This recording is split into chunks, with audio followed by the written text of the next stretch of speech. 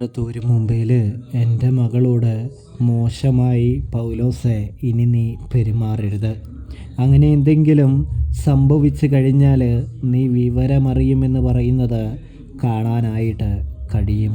ഞാൻ ഈ പറയുന്ന കാര്യങ്ങൾ എപ്പോഴും നീ ഓർമ്മയിൽ വെക്കണം. ആവശ്യമില്ലാതെ അവളുമായിട്ട് തർക്കിക്കാനായിട്ട് നിൽക്കേണ്ടതില്ല എന്ന് പറയുന്നു. അവൾ അടുക്കളയിലേക്ക് വരരുതെന്ന് ഞാൻ പറഞ്ഞിട്ടുണ്ടെന്നും എന്തായാലും അവൾ പ്രശ്നമുണ്ടാക്കാനായിട്ട് വരില്ല. ഇനി അവളെങ്ങാനും വന്നു കഴിയുമ്പോൾ നിൻ്റെ വായ കൊണ്ട് എന്തെങ്കിലും പറഞ്ഞു കഴിഞ്ഞാൽ പിന്നെ തീർച്ചയായിട്ടും ഞാൻ നിന്നോട് ക്ഷമിക്കില്ല. നീ തീർച്ചയായിട്ടും ഈ വീട്ടിലെ ജോലി മതിയാക്കി പുറത്തു പോയിരിക്കുമെന്ന് പൗലോസിനൊരു മുന്നറിയിപ്പ് നൽകുകയാണ് സ്റ്റാൻലി എന്ന് കാണാനായിട്ട് സാധിക്കും. അതിലുപരി നമ്മുടെ സ്റ്റാൻലി അലീനയെ നോക്കി പോവുകയാണ് എന്ന് കാണാം. ഇതേ സമയം അലീനയാണെങ്കിൽ ആകെ വയ്യാതെ രീതിയിലിരിക്കുകയാണ്.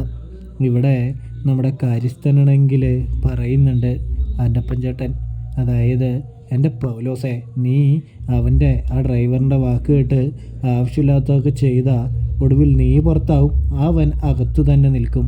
മാന്യമായിട്ട് വലിയ പണിയൊന്നുമില്ലാതെ നിനക്ക് വലിയ ബുദ്ധിമുട്ടൊന്നുമില്ലാതെ ഇവിടെ നിൽക്കാൻ പറ്റുന്നുണ്ട്, നല്ല ശമ്പളമുണ്ട്.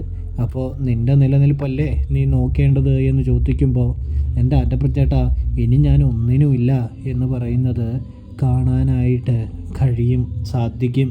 ഞാനിനി ആ പെൺകുട്ടിയായിട്ട് കേണൽ സാബിൻ്റെ മോളുമായിട്ട് ഒരു യുദ്ധത്തിനുമില്ല എന്ന് നമ്മുടെ പൗലോസ് പറയുന്നത് കാണാം.